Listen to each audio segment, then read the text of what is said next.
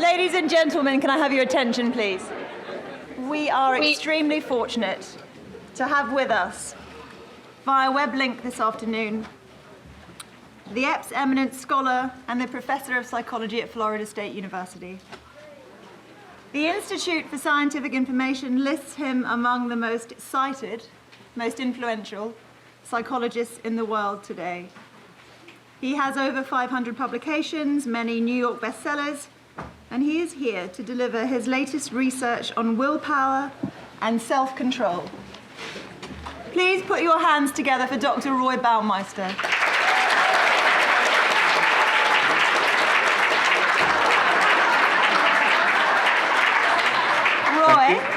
Roy, before you begin, I'm just going to show you our audience. Can we wave, please, everybody? Is that working? Excellent. All right, well, good afternoon, everyone. Or as we say over here, good morning. I'm coming to you live from a ski resort in the Rocky Mountains, but I'd rather be talking to you, of course, than skiing. So let's jump in. I'm delighted to talk about self-control. Move on to the next slide, please, Joe. Let's start with the basics. Next slide. Sorry. There we go. Okay, so what is self-control? I think it is essentially a capacity for changing yourself. Or psychology, we talk about behavior as responses, so it's overriding a response. And it could be changing what you're thinking about, as in trying to concentrate, changing your emotional state of trying to cheer yourself up or calm down or whatever. Self-control is very much associated with impulse control, not just dieting and stuff like that, or trying to quit addictions, but also aggressive impulses or sexual impulses to sleep with the wrong person, or impulses to say the wrong thing. So again, self-control is important for those. And last, we use self-control in work. We have to make ourselves perform better, persevere when we feel like quitting, trade off speed and accuracy to get the right balance, prevent yourself from performing below your capabilities, things like that. So self-control is involved in all of those things. In the journals, people tend to use the term self-regulation instead of self-control, and some people make subtle distinctions that are not terribly important. But I like the word regulate because it means change, but not just change. It means change based on an idea, change to come up to some standard. So when the government regulates how people make bread or sausages or buildings or something, they don't say just do it differently. Rather, they say, well, it has to come up to these criteria. The buildings, the heating system has to work, and there have to be a certain number of windows and so forth. So it's change based on an idea. And that way, self-regulation or self-control is changing yourself based on an idea of how you want to be or you should be or you're expected to be, things like that. Is vital for human social life. Culture, which is basically our species' adaptation for solving the biological problems of survival and reproduction. Culture depends on rules, and people have to follow the rules and practices, and so you have to change your behavior to some degree to conform to these. And so sure enough, as I'll say in a minute, people with better self-control live much more successfully in cultural society. When you have conflict between different motivations and desires, that's often a key where self-control comes into play, so that you can pick which desire that you want. When you want something and it's perfectly fine and all your desires and feelings say to do it, well, you don't need self-control then, you just go ahead and do it. But you feel like doing something now, but it might be bad for you, or you told someone you wouldn't, or so forth. That kind of conflict, then self-control really comes into play. And in that sense, self-control is, among its other benefits, the basis, the psychological basis of morality. I have some publications calling self-control the master virtue, or the moral muscle. It's the psychological trait that enables you to do what's morally right, which is often different from what might be selfishly appealing or hedonically appealing. At a higher level, and I know this is some interest to people who work with hypnosis and so on, issues of conscious control and free will also begin in important ways with self-control, the ability to change yourself. At the simplest, being able to override one response and not do that, that creates a freedom that an animal without self-control would not have. It would just have to simply act on the basis of whatever impulse arose. So self-control is a first step toward freedom there, and certainly in the more advanced theories of free will as in moral action and so on. Again, self-control is central. One more point about it, they're both state and trait aspects of self-control, and a full understanding of the phenomenon. We need to appreciate both. The trait just means some people in general have better self-control than others, and I'm sure we've all encountered people high and low on those traits. And yes, and yet people do fluctuate, and even a person with normally good self-control can have a moment of weakness, or vice versa. So I want to really spend a lot of time today on the fluctuations in the state, in your capacity for self-control. It's not true that you simply have one set capacity and that's there at all times. Rather, your capacity for regulating your behavior will fluctuate during the day, across the month, due to various other factors. All right, on to the next slide, please. The value of self-control. I'm going to give you a list on the next slide. But this is something that I slowly come to appreciate, and I want to compare it with self-esteem. Early in my career, I studied self-esteem, and many of us thought that that was going to be a panacea for many problems. If we could boost people's self-esteem, that they would be better, happier, more productive, more admirable citizens, and so forth. Well, it was mostly a flop. Self-esteem does not have those properties, whereas self-control really does. And so I think there's a legitimate practical excitement about control. The difference emerged. With self-esteem, it was an honest mistake, because low self-esteem is indeed correlated with lots of bad things. If you mess up your life in a variety of ways, yes, your self-esteem may well suffer. But self-esteem is the result, not the cause. So all those early findings showed that, yes, low self-esteem is correlated with drug use and teen pregnancy and a variety of other things. But when they started tracking people over time, particularly in school performance, tracking people over time, it's not that the high self-esteem led to getting higher marks in school later on. Rather, it was the higher marks came first, and that led to higher self-esteem later on. So self-esteem is not really much power as a cause of good outcomes, but self-control is. And the longitudinal studies have revealed that lots of things, they measure self-control even in childhood, and then in adulthood there are all sorts of positive benefits. Slide, please, Joe. Some of the things that have been linked to better self-control, people with good self-control do better in school and beyond school. They do better in their occupations. They're more successful, more status, earn more money. Also interpersonally, though, people with high self-control are better at relationships. They're more trustworthy. They're more reliable. They're more popular in school. Their teachers and their friends rate them better, and so on. Self-control is not some kind of puritanical self-denial of making yourself miserable just to do the right thing, because people with self-control are happier in general. And we published a study where we measured it all kinds of different ways. The happiness literature is complex like that, but everything worked. People with high self-control are better off. Part of that's they have less stress in your life, because really one way to reduce stress in your life is to stop making problems for yourself, to stop messing up. And so with self-control, you can stay with the program and do more what you plan to do, rather than succumbing to temptations and getting off track and falling behind, things like that. Both mental and physical health are better among people with good self-control.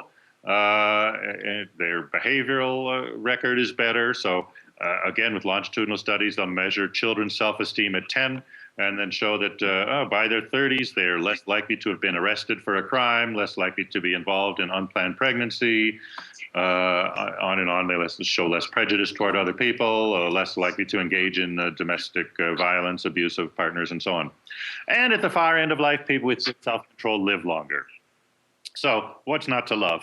It is a very positive trait. And notice the bottom line there in italics. It's difficult to identify any large set of societal or personal problems that don't have self-control failure in there as at least part of the cause, and that self-control can help with a lot of things. So in terms of practical reasons, there's a lot of benefit to be gained by boosting self-control. And as I said, much more than self-esteem, though I devoted many years to self-esteem as well. Okay, let's move on to spend a minute on the trait self-control. A couple years ago, my Dutch colleagues compiled a meta-analysis. So they got together all the published studies and unpublished ones they could get their hands on using trait self-control. So this is just the personality difference that some people habitually are better at self-control than others. So in general, just like the other stuff, high trait self-control predicted all sorts of better outcomes, the ones I mentioned on the last slide and so forth. With a meta-analysis, you can also look at the size of the effects and compare different studies. And here things departed a little bit from what we had expected. People associate self-control with the eating and dieting and possibly with quitting smoking. And yes, well, it does help with those. People with good self-control are a little bit better at keeping their diets and managing their weight and so on, and they're a little bit less likely to be hooked on smoking or a little bit better able to quit. But those are weak effects. Those are the stereotype of what self-control is about, but those are not effects. The strong effects were on work and school performance. People with good self-control consistently really do a lot better in those. And they're moderate, which is still pretty good statistically, moderate size effects on interpersonal relationships. So their partners, as I said, love them and trust them better. The relationships last longer. Partners are happier in the relationship and so forth. Also issues of adjustment, including self-esteem, ironically, that self-control does contribute to higher self-esteem is better. So anyway, it's not exactly what we thought, but all effects are positive. One other thing we looked at the end was whether it would predict, we sorted all the behaviors as to whether they're automatic or controlled. As you know, this is one of the standard distinctions we make in cognitive psychology. Is this response, does this occur just without thinking about it, without deliberate control and so on, or do you put deliberate control into that response? And the prediction was fairly obvious there that self-controls work with controlled behaviors and not with automatic ones. And so we were surprised when it came out very significant in the opposite direction, that self-control predicted the automatic behaviors much better, trait self-control. So my colleagues were just completely flabbergasted by this. What are we going to make of it? And I was too. So I said, well, let's go back and see what those behaviors were. What is the automatic behaviors that are susceptible to self-control? And what we learned after doing this is that the automatic ones tended to refer to habits. And this is leading to a change of how we think about how self-control operates in life. Move on to the next slide. In our book, we came to call this playing offense rather than defense. You can use your self-control when you're in a pickle, in a dire situation, and you really need strength of will to get things done right to get yourself out of it. Actually, it turns out that the people who have good trait self-control, who habitually succeed at this, that's not what they do. Rather, they use their self-control to set up habits. They form good habits and they break bad habits. And then life runs along fairly smoothly on an automatic pilot without your having to struggle. So it's, to use an example, you're trying not to drink. You don't go to the bar and say, I'll just have a soda. When everyone else is having beer and whiskey, because that will get harder and harder. You develop a habit of not going out with those friends and not going into pubs and things like that. And you notice the effect was strongest with work and school performances, that trait self-control predicted success there to the strongest degree. Well, what do you need self-control for in your work? I mean, some people will think, if I'm studying and a report's due tomorrow or a paper's due tomorrow or there's a big examination, I better make myself study all night and keep myself at it to master all the material. But that's not what good people with good self-control do. They stay on top of things all along, so they're not up against the deadline at the last minute. They don't have to do work all night to get things done on time. So again, this has changed how we think about the operation of trait self-control away from the idea of it's most important in a crisis, although it can help there or in the moment of peak temptation. Rather, use it to work through habits by means of habits, set up good ones and break bad ones. All right, let's move on next to another study looking at the operation of self-control in everyday life. And I say this, my career's mostly been a laboratory researcher, and I will describe some of the experiments we've done to develop our theories in a couple minutes. But it's healthy for us lab people to look outside the laboratory and say, are people really doing this stuff in their everyday lives? Wilhelm Hoffman and Kathleen Voss and I were talking a couple of years ago, and we said, well, motivation is important, but we just don't know even basic facts. How often do people feel a desire? How often do they want something? Do they want something all the time, or once a week, or twice a day, or whatever? So what we did, we had people wear beepers as they went around their daily lives. And every so often the beeper would go off at a randomly chosen time, and they would stop and report, were they having a desire at this time? And if so, what did they desire, and how much did they desire it? How strong was the desire? Were they resisting the desire, which is where self-control comes in, and so forth. We had plenty of other measures. We didn't know how often they'd have desires, so to increase the yield, we said, well, if you're not having a desire now, if you had one in the past half hour, and fill out about that. And if you're having several right now, report on each of them, so we can get a kind of a picture of what that's like. Let me describe some of the findings from this. Next slide, please. In terms of the effectiveness of self-control, of its importance, yes, it seems to be something people are using every day, frequently, to manage their desires. And that's not the only thing they use self-control for, but already that's quite important. I'd say more generally, to live in human civilization, you need to be able to restrain your desires from time to time. You need to be able, you have to be able to go in a restaurant and order your food and wait for it, rather than grabbing something off of other people's plates, and you have to pay, and you have to go to the washroom at the appropriate time and place. So all sorts of desires do have to be managed. Anyway, one thing we asked when people were reporting desires, are you actually resisting the desire, and then do you actually do it? And you'll notice the effectiveness of self-control is quite substantial in that difference there. So if they're not resisting the desire, there's 70% chance that they're likely to go ahead and do it. Now, you might think it's 100%. You say, well, if you want to do something and you don't resist it, then you do it, right? But no, sometimes external circumstances interfere. Maybe it's raining, or the other person doesn't want to, or you don't have a gun at that moment. So for whatever reason, you don't restrain the desire, but you still don't do it. Still, if you desire it, then you resist it. If you desire it and you don't resist it, 70% likelihood of doing it. If you do resist, it drops to 17%. So self-control, far from perfect. The 17% do slip through, but a lot of desires are successfully resisted every day. Let's go on to the next slide.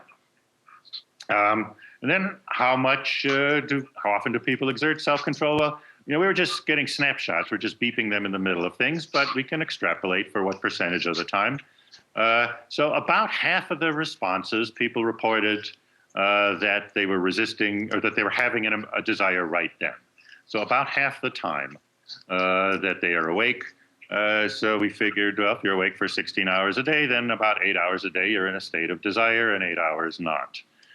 So that's a crude estimate, but it's, again, we had no idea beforehand whether it would be a lot or a little or all the time. So about half the time, people reported having a desire at present. Resisting the desire, they do resist some of those, something like 40%. So 3 to 4 hours today are spent resisting desires, and it might be, just trying not to laugh at a dumb joke, or making yourself wait to have a drink until a little bit later or something like that. So they may be minor ones, but several hours a day. And then last, there's, I guess, a half hour a day, glorious or naughty, depending on your point of view, of going ahead and performing a desire that you have been resisting. Anyway, it's the self-control less used every day. Resisted successfully and unsuccessfully. All right, let's go on to the next one. The next slide. Okay, this one will be a little hard for you to see. I hope you can get it, but I like to have another version of this that I like to show to the UK audiences. We graphed all the desires on how often. So conflict, yes or no. So some desires produced a lot of conflict, some not. So the higher up it is, the more conflict was associated with it. And then the strength of the desire from the left to the right. The larger the circle, the more frequently it was reported. The little pie refers to giving in, I think, after you resisted it. So you can graph them there, and you can get an interesting idea of what sorts of things are really important. I mean, Freud told us that the two basic desires are sex and aggression, the desires for sex and aggression. Well, he was really quite right about sex. That's one of the high ones there. Aggression, there were a few reports, but we did not get much reports of aggressive desires. However, there were some big surprises. Sleep was there as a very high frequency of reports. Now, these data were collected in central Germany. The study was run in Würzburg. And so apparently a lot of people are walking around Central Europe wishing they were asleep. Yeah. I know in the Eurozone, the Greeks and the Spanish are always wondering, what is it that the Germans want? Well, apparently, from our data, either to have sex or to go to sleep. In terms of the lowest conflict, go right down to the bottom. The lowest category, I have another graph broken down even more. And the least conflicted desire is the desire for a cup of tea. And so, well, that's in the UK, and I like tea myself. So have a cup of tea. You can tell yourself you're participating in a cultural activity that is brings less conflict than just about anything else that people report desiring. Let's move on to the next slide, where some of these I've sort of picked the strongest. As I said, the strongest desires that people reported were for sleep and sex. The most conflicted. Conflict, in my reading of the data, had to do with what's compatible with being at the workplace. So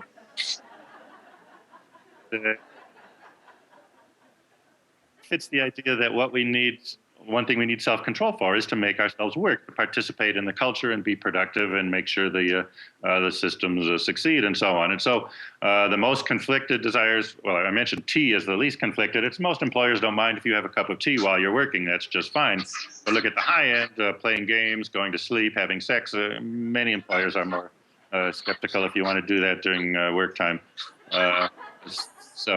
Anyway, conflict goes with compatibility. There's some other things, but compatibility with the demands of work. And then the last one there, this was a surprise. The weakest desires on average were the desires for tobacco and alcohol. And because of my interest in self-control, I've been reading the addiction literature lately. And, you know, there's a lot of discussion of being overwhelmed with irresistible desires and just can't. But these two addictive substances, tobacco and alcohol, these are only reports by people who reported having those desires, but they consistently rated them very weak. So it looked like being addicted to smoking or something is much more like a bad habit or something, rather than being overwhelmed with urges and cravings that you could not possibly resist. Now we wondered about this. We wondered, well, could it be that with tobacco, that because people are so nervous that usually they give in right away as soon as they have the desire. But we go back to the slide with, or go back to the evidence on giving in. No, they don't give in. It's about average. The people succumb to the desire for a cigarette and for alcohol at about the same rate as everything else. It's not a particularly one that people immediately give into. And then we wondered, well, are there some irresistible urges? Well, it turns out the rating scale for strength of urge that we gave people, asked them to rate how strong it was, and the maximum category 7 was irresistible. So we could see are there a lot of irresistible desires specifically associated with tobacco, even though maybe most of the time it's a weak desire. If they can't have it, it just becomes overwhelming, which is kind of the mythology. So put on the next slide, here we have what the irresistible desires are. And if you can see, once again, tobacco is the weakest of these. So the smallest percentage of desires are rated as irresistible on tobacco. And also alcohol. It's people may talk about having cravings or something, but in this they certainly don't report these being extremely strong. I should say though, irresistible is something of a figure of speech apparently, because it turns out people try resisting irresistible desires, and they're remarkably successful when they do. To take our data literally, we would say most irresistible desires are successfully resisted. But that's, again, the figure of speech when people say it's irresistible. It's like, I had to buy that sweater. It was irresistible. Well, it probably was resistible, but it's a way of justifying itself. All right. Let's move on to the next slide. Looking at these data, also, we looked at people with high trait self-control. We found the straightforward prediction that people with high self-control will use it. They will resist their desires more often, right? What could be more obvious than that? But again, it was significant in the opposite direction, that people with high self-control were less, with high self-control, according to the personality questionnaire, as they went through the week of recording their desires, they were less likely to report resisting any particular desires. The enactment, actually that's not quite right there, never mind that. One thing we started to realize, though, is that maybe they develop good habits and avoid problems. So we coded all the desires. Is this a problem sort of desire that could create difficulties, or is this a straightforward desire like a cup of tea that's not going to create any difficulty? And the people with high self-control had fewer of the problem desires. So it looks like they're not putting themselves into situations where they're tempted to do the wrong thing. It's more an avoidance of the problem. They also have high self-control had less guilt, again suggesting they avoid temptation and they avoid getting themselves into difficult situations, and so there's less to feel guilty about, lower stress as well. So again, this points to the playing offense, playing defense. Or to put this pictorially, so the next slide, please. Here's our culture's image of self-control. One way we think about it is from Greek mythology. This is Ulysses or Odysseus, depending on your nomenclatural preference. Odysseus coming back from the siege of Troy, and he's going by where the sirens are, and you all remember the myth. The women sing so beautifully that the sailors want to hear it, and they steer closer to hear better, and they crash their ships on the rock, and they drown. Ulysses here wants to hear the music, but doesn't want to drown. So he's deploying various devices. He's got a pre-commitment sort of thing. He's got his hands tied to the mast, so he can't grab the steering wheel and lurch it over toward the rocks. Apparently, he's dressing up in women's clothes. Does some good. The rowers there have their ears stopped up so they can't hear the music. So all these things can be going on here. But from our data, the people with good self-control went home by a different route and avoided. And so that's how we're coming to think of the interaction of how the trait self-control works. Let me turn now to the operation of self-control in the state in the day-to-day situations where you need it. Move to the next slide, please. Self-control works, so that's it. And then the next slide. So analyzing the process of self-control, there are three basic pieces to it. First, there are the ideas, the standards, the goals, the moral principles. So you have to have the idea of how you should be, and you have to sort of embrace it. If you just know that that's the ideal, but you don't care, well, that's not going to do any good. But you have to want to be a good person by some goal, whether it's keep your promises or pay your rent or be nice to old people or pay your debts, whatever, lose a certain amount of weight. Anyway, being committed to a certain standard, that's the first step. And self-control can fail because of that. I mean, the most common there is, say, if parents give their children different sorts of rules and they're inconsistent on it, and then it's much harder for the children to learn what the standards are. But that's usually not as complex a one. The second ingredient is monitoring. That means keeping track of the behavior that you want to regulate. So I mentioned the government regulating how buildings are built. Well, they don't just pass the rules. Well, I suppose some of them do. But really, to regulate effectively, they'll send an inspector around to see, yes, do the toilets flush? Are there enough windows? Does the heating system work? And so forth. So in one's own behavior, keeping track is very important. When people drink alcohol, for example, they don't process as much. Self-awareness drops. And so self-control gets much worse in almost everything that's been studied among people who are alcohol intoxicated. But part of that is a reduction in self-awareness. They simply stop thinking, will I be sorry on Monday that I told my boss what I really think of him, or dance on the table with a lampshade on my head, or whatever. Ceasing to monitor, ceasing to keep track. Indeed, part of the problem with alcohol is that people cease to keep track of what they're drinking.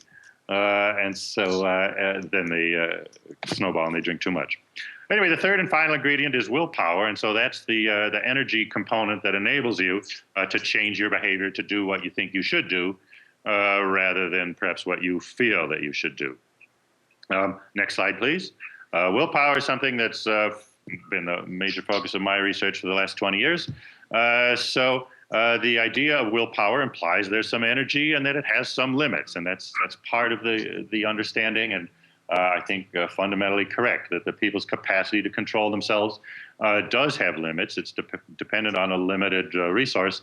And so the self, if this willpower is an important part of the self periodically has used up some of its energy and is in this depleted state, and we call that ego depletion, part of a homage to Freud, since he was about the last major theorist to talk about the self as made of energy. We're not buying into his whole system or scheme or anything like that, but there's a recognition that he was the first to say the self is partly made of energy. The energy is important for self-control, and again, it can be depleted at times, in which case self-control will become weaker. Next slide, please. Let me describe a couple of the experiments. So we began, I first reviewed the literature in the early 90s on self-control, and that's when it seemed to look to me like, well, it does seem that when people's willpower is depleted, self-control could fail then. So we began thinking, how could we test this in the laboratory? Let's see, we'll have people do one self-control task, and then a few minutes later, we'll have them do a different self-control task and see how they do on the second one as a function of whether they did the first one or not. Doing the first one, at the time, all these cognitive information processing theories, they dominated the field. So if it's a cognitive information processing thing, then if you start exerting self-control in one task, that program should be up and running. So you should do better on the second self-control task because you're already in the self-controlling mode. If it's a power, though, a willpower, then you should do worse on the second because you've used up some of the energy from the first to the second. There's also a skill theory from the child psychology who like to think of children learning skills and so on. Well, skill does not really change from one trial to the next, but it increases slowly over the long run. So let me describe one of the experiments we did to pit these three theories against each other and see which was correct. The thing is, in social psychology, we usually can't tell people exactly what we're studying because that makes them self-conscious and it changes their behavior, and then we're not really studying what we want. So we have to tell them we're studying one thing and actually study something else. I mean, if we told them we're going to test your self-control, then they'd come to the lab all defensive and, oh my God, I got to. So we didn't tell them that. We told them we're studying how well you can remember certain tastes. And so because of that, we said we need you not to eat anything for 3 hours before the experiment. So, okay, so they come to the laboratory and they're hungry. They skip lunch or something.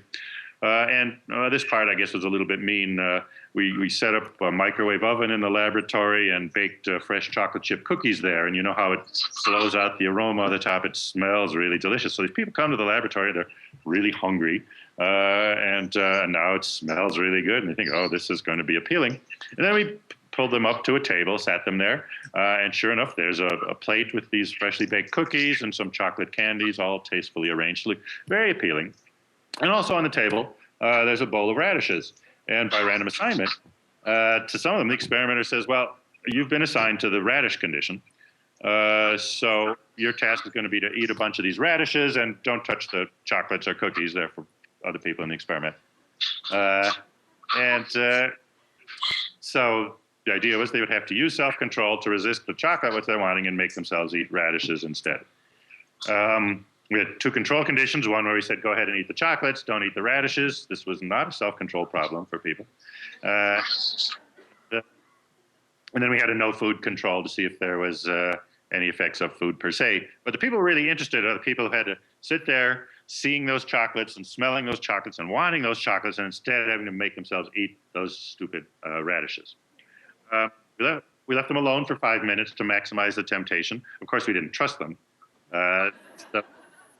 Observed through this little hole in the wall, and yeah, they looked tempted. There were lots of longing glances at people would pick them up and sniff them and put them back.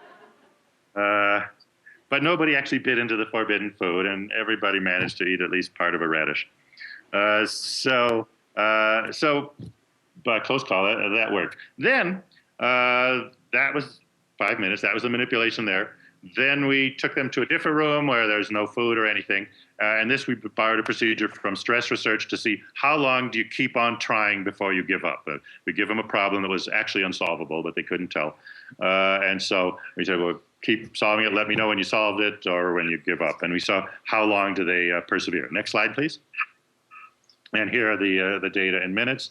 And as you see, the people who had resisted the radishes did way worse than the others. They quit much faster. So the point is, using self-control to resist that temptation to eat chocolates and eat radishes instead, that took something out of them that they didn't then have to make themselves able to keep working on the task, unlike the people who had eaten the chocolates or the people with a no food control. It was really the resisting the temptation that depleted something. So that's this is one of the early studies that got us into the idea of ego depletion. Let me go on to the next slide.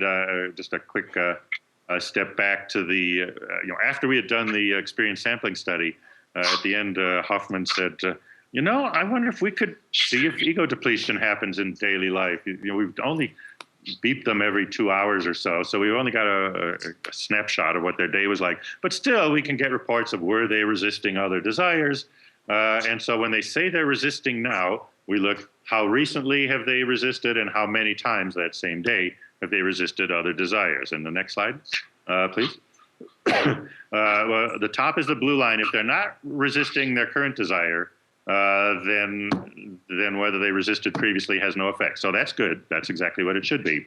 But if they're resisting this desire, then the more they've already resisted that day, the worse they do, the more likely they are to go ahead and act on the behavior despite resisting it. So yes, their capacity to resist desires does get weaker across the day as you continue to use it. And put another way, then ego depletion is not just sort of a laboratory phenomenon. It is something that appears to go on in everyday life, and that as people use self-control, they deplete their resources, and it runs down, and they're more likely to give in and succumb to temptation later in the day rather than earlier.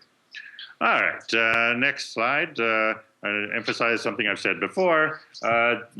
What all these studies show too, we'll manipulate self-control in one domain and test it in another, and it carries over. So that means there's one resource. Some people might say, well, I have good self-control for keeping my desk clean and flossing my teeth, but I have bad self-control for holding my tongue, or I don't know what. But this is not literally true. Your capacity for self-control is the same, and your energy, your willpower, is the same resource used for every different task. But because it's limited, some people may choose to devote it to one thing rather than other. You can't be highly successful at everything, or at least most people can't. So you allocate your self-control more effectively, put it into the useful things that yield the good results. And again, important things it's used for: controlling your thoughts, controlling your emotions, impulse control, and task performance. I mean, that's a lot to put on self-control. Next slide. So the assumption is that self-control is like a muscle. What I've shown so far with the ego depletion effects is like when you use your muscle, then it gets tired, and then it won't perform as effectively. You spend all morning lifting weights, and then you go out to play tennis, you can't hit as hard when you're playing tennis. And so in the same way, exerting self-control depletes willpower and makes it tired. But two other important ways in which it resembles a muscle. One is that depletion effects are not that your fuel is gone. The strength is still there. The strength is apparently still there in the muscle too, and it's tired.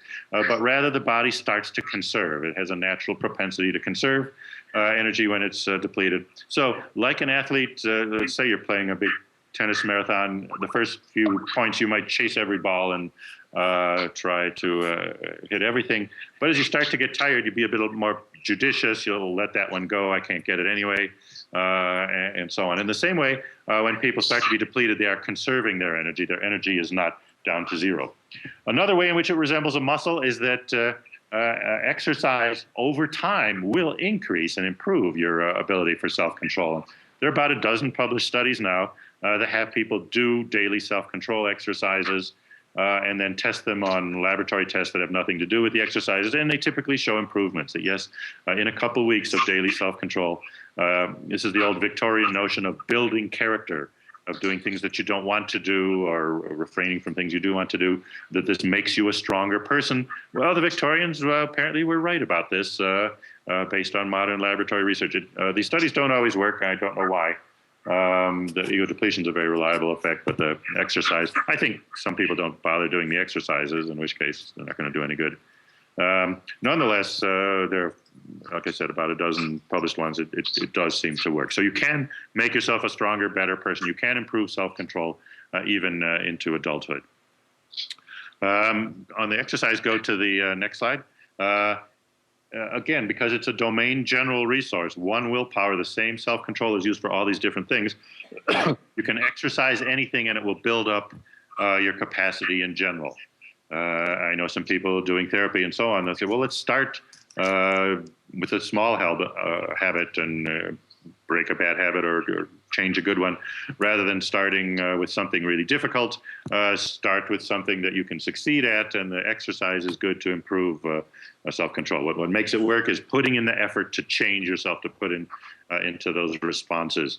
So, I mean, some of the things we do for the laboratory is like have people, if they're right-handed, say, well, tomorrow, all day, use your left hand for these things, opening doors, drinking from a cup, and brushing your teeth, just arbitrary things. So, these are all that habitually you would do with your right hand, and we make people override that. And the more often they have to override it, then they change. Indeed, the first study that worked with this was posture. We told people to work on their posture. So whenever you think about it, sit up straight, stand up straight. So there's a little, a simple act of self-control that people can do a dozen or a couple dozen times a day, whatever you're doing, and so on. And that produces long-term benefits on things having nothing to do with posture. All right, next slide, please. Some applications, we could go on and on with these. There's more stuff coming out all the time on this ego depletion. But yes, when people are depleted, they eat more. They eat more junk food. They even seem to have more of a desire, especially for like fatty sorts of sugary sorts of foods. So in one of the early studies, it showed that non-dieters don't really increase their eating all that much when they're depleted, because they're not trying to inhibit. It's only if you are on a diet and so you're trying to restrain how much you eat, that's when ego depletion weakens your ability to exert self-control there, and then you do eat more. So it's especially bad for dieters. Non-dieters don't necessarily change. Drinking alcohol, I mentioned that too, for a variety of reasons, including that as you start to get intoxicated, you stop monitoring your behavior and stop keeping track of how many you've had. But also straight laboratory tests of, I think these were problem drinkers, who were even expecting a simulated driving test, so they shouldn't be drinking. But if they were depleted by a simple laboratory test, then they drank more alcohol in the taste test. Smoking relapse, depletion of effects there too. Spending money to move out of the addiction thing. Yes, people will spend more money, especially impulsively when they are depleted. So when your self-control is down, is not the time to go shopping, because you'll end up, you'll both spend more for the same things. The willingness to pay goes up, and there's more just impulsive purchasing stuff that you don't want and don't need. Next slide, please. Let me say a little, I'm going to go through the next few. There we go. I'm going to go through the next few fast because I know at 5 o'clock you all need to be in the bar networking, and I'd hate to make you late. Intelligent thinking, the simple summary there, this is a manipulation, was telling people to ignore the word. Go on to the next one, please. That people who had used self-control to simply not look at the words flashing on the screen, so they were depleted. On a logic task, they did significantly worse. They got half as many correct. They didn't even try as many either. So the point is, when your self-control is depleted, you perform at a less intelligent level. This is important partly because intelligence is one of the most important traits that psychology studies. Indeed, intelligence and self-control are probably the two traits that improve life in whatever sphere, and such a broad range of undertakings and activities. Smart people, even if you're being a waiter in a bar or something, an intelligent one does better. A janitor, a custodian who's intelligent does better. In all walks of life, people are more successful and intelligent. Self-control also. And here we're showing a lot of the performance on an intelligence test improves as a function or deteriorates as a function of self-control. So intelligence tests are also mentioning self-control. If you shift to the next slide, this compares two different kinds. Rote memory is perfectly unaffected by perfectly good when people are depleted. So the automatic functions of the mind are still effective. Or another analogy I give, many IQ tests have a vocabulary test.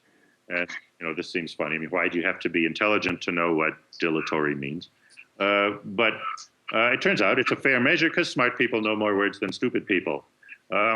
Anyway, your vocabulary does not change when you're depleted. Having exerted self-control doesn't change, your knowledge and your ability to retrieve stuff from memory and so forth. It does impair your ability to make inferences and deductions and extrapolations and so forth. In fact, we got one more slide on this. Go on to the next one. Yeah, here is comparing fluid and crystallized intelligence. That's what in the IQ intelligence research. The fluid is the basic ability to think on your feet, the raw brain power. That seems to be seriously compromised by depletion. Crystallized intelligence is sort of general knowledge. It's what enables old professors still to think they're smarter than their students, is because you have accumulated a lot of knowledge. That is not affected by ego depletion. So it's the ability to think creatively and move things around and manipulate information, not just the simple automatic functions. All right, on to the next. That's the intelligence. I want to briefly mention this ego depletion, the self-control. If self-control were all involved, this would still be a very important part of the psyche, given how important self-control is, and we've seen all the positive benefits as well, plus making you smarter and better relationship partner and all that. But that same energy is also used for making decisions. So we have studies showing that after people make choices, they do worse on self-control tasks, and I'll show you one in a minute. A couple other things. Initiative. People become more passive when they are depleted, and this can affect either their behavior styles or their decision-making styles. They'll stick with the status quo, go with the default option, go along with what other people suggest, and so on. Less resist having their opinions changed, and so on. In terms of the decision fatigue, this is an important one. Go on to the next slide, please. The cold pressor is a standard laboratory measure of self-control. It's how long you can hold your hand in really cold water at we said 33 degrees Fahrenheit or 1 degree centigrade. So as cold as it can be, and it's unpleasant. The body wants to pull the hand out of the water, and so that you have to have self-control for the mind to say, no, keep it in there. So we had people make a lot of choices as to what would you rather have, a red T-shirt or a blue T-shirt, and so on. Or they looked at all the same products and rated them, but they did not make any decisions. Then they did the cold pressor test. Well, look, making choices took something out of them that cut their self-control, their willpower, apparently by more than half in terms of how long they could make themselves hold that hand in the cold water. There are lots of other findings like this too, but the point is choice is depleting. Go on to the next slide. Go ahead, add a little more, another click. So there's several interesting issues. What if you like making decisions? Well, some people say, yeah, making decisions that really express you and are deeply satisfying. Yeah, when people did that for 3 minutes, then they were not depleted. Whereas the making unpleasant choices did deplete people right away. But when we had people make choices for 12 minutes, they were all depleted regardless. So having this kind of positive emotion or positive feeling about what you're doing, that forestalls the depletion, but it does not really prevent it. Next entry, click again. It seemed to be something specific about choosing. We tried to break down the choosing process, and you have to form an opinion and stuff like that. It seemed to be something specific about choosing. And the last one more, click again. Choosing for yourself is more depleting than choosing for somebody else, although we just had them pick a casual acquaintance. I imagine if you were picking for a gift for the love of your life, it's probably more depleting than choosing for yourself, but we haven't done that yet. All right, let's skip that next slide. Skip that one more. I'm trying to get. So making choices depletes the same resource used for self-control, the same energy, and that suggests again the common aspect of it. Now, what about going in the other direction? Exerting self-control, does that impair decision making? It's a little harder to say what's impaired decision making, but our findings. Next slide, please. Our findings point to this conclusion that, yes, there are different ways of choosing. You can just sort of make a somewhat arbitrary choice or on a whim or grab one criterion and so on. Or you can really think it through to make the best choice. And as people get depleted from self-control or other choices or whatever, they shift more and more towards this simple style of choosing that's less effort, but more vulnerable to making mistakes. So patterns of choice, next slide, please. These are the ways decision-making changes when people first, they're more willing and more prone to postpone the decision, as if in recognition that making a choice is hard and will tire me out even more. I say, well, I'm not going to decide. I'll postpone. I will decide tomorrow or whatever. Second, compromise. People, when they're full willpower powers, are compromisers, and they want some of this or that, or even like price and quality. Well, I want some quality, but I don't want to spend too much money, and you look for the sweet spot, trading off price and quality. People get depleted. It's like, give me the cheapest or give me the best. But the compromise, looking for the sweet spot, that doesn't seem to happen. Again, simplifying the decision, I'm just going to pick one criterion, money, give me the cheapest, and that's it. People much more likely to take the default option. My buddy Jonathan Lvov did studies with car dealers, and as you go on making decisions about the car, you're more and more likely to make the default option, which can get very expensive. Apparently, car dealers already have some idea of that, so they put the expensive default options at the end. And you first use up all your willpower choosing which shade of taupe on the fabric and stuff like that. And then when you get to the expensive extras like rust proofing and whatever, standard, then the price goes up. More impulsive choices. Irrational bias comes in. There's some cool experiments there, but I won't need to bother those. So decisions are more susceptible to bias when you're depleted. Again, not thinking it through as well. You're less trusting of other people, less willing to take a chance on them. A little bit more prone to unfairness and selfishness, although that's a bit complicated, but there is clearly some of that. Anyway, my point is decision changes when people are depleted. So the same energy used for self-control is also used for making choices. All right, as we're running out of time, I'm going to go to the next slide. I'm going to skip the power stuff. Some people ask me about talking about deleters and so on with it. Go to the passivity one. I'll describe, since that's important too. Here's a study we did to show depleted people becoming more passive, because volition itself is part of what's involved in this willpower research. It's a resource. It's not just for self-control. It's any kind of active taking choice. So we had a half a dozen studies on this, but here's one. We manipulated people's attention control to deplete them. They had to watch a video, and whenever a word flashed, they don't look at the word. So some people were told that depleted their energy. Then the experimenter said, okay, for the next task, the computer will give you instructions. Just follow the prompts on the screen. The experimenter hits go, leaves the room, and nothing happens. The computer goes to blue screen and just stays there. And then we measured how long did the person just sit there staring at the blank screen before getting up to say, you know, hey, this is not working. I can't stay here all day. And sure enough, next slide. Sure enough, the people who were depleted in the top, they sat there for over twice as long, just staring at a blank screen, waiting their time, as opposed to the people who were not depleted, who after 2.5 minutes got up and said, listen, they said the computer's not supposed to do this and it's not working. This also, sometimes people wonder, in the lab studies, does the first task make people feel like, I've already worked for you, I don't want to do anymore, I want to go home. Well, then they should go home faster, but here they're sitting as if they have all day, staring at this blank screen before going to get help. Okay, next slide. I can't read that on my screen, but depleted people are clearly more passive. All right. I know we started late. Would you like me to wrap it up right now, or do you want to hear a couple more things?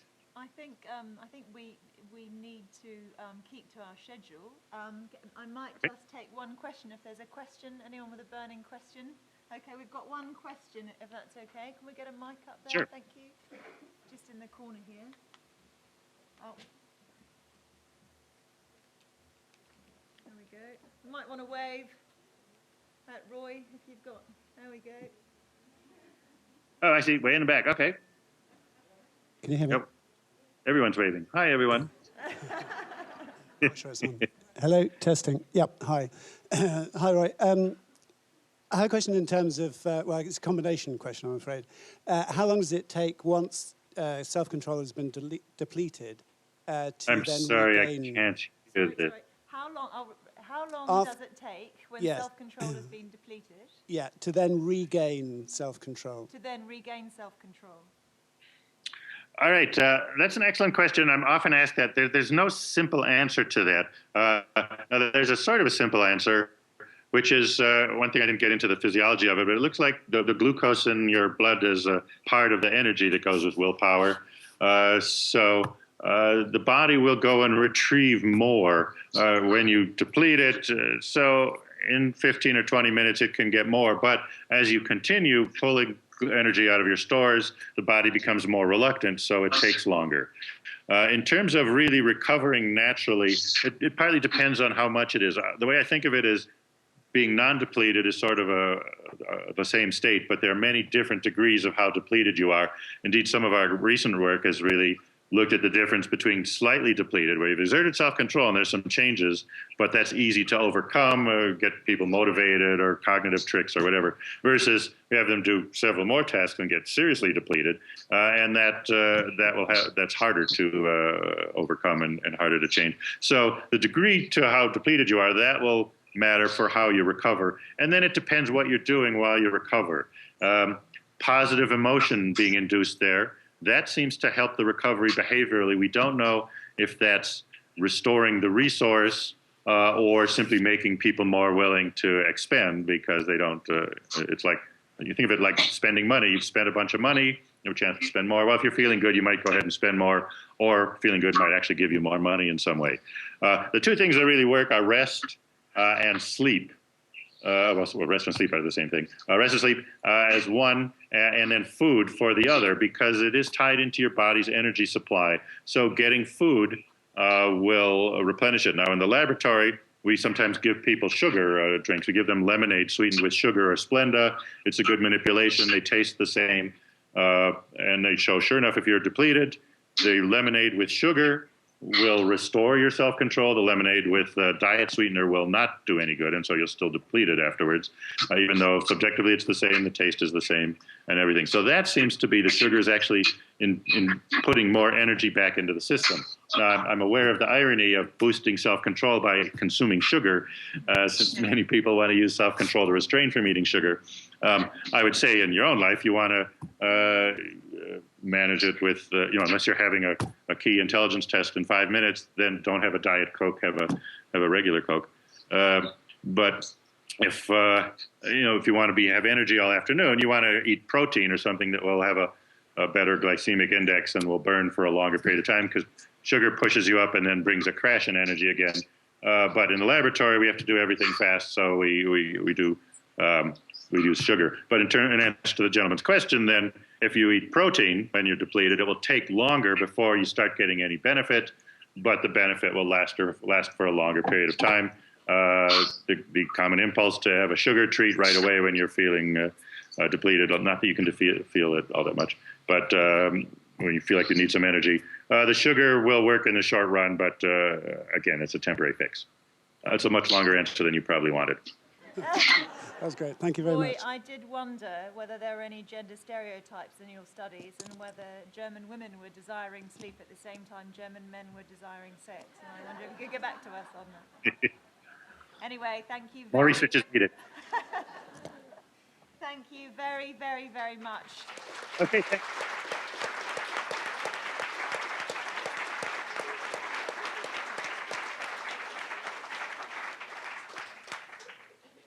That was brilliant. Thank you very, very much, Roy.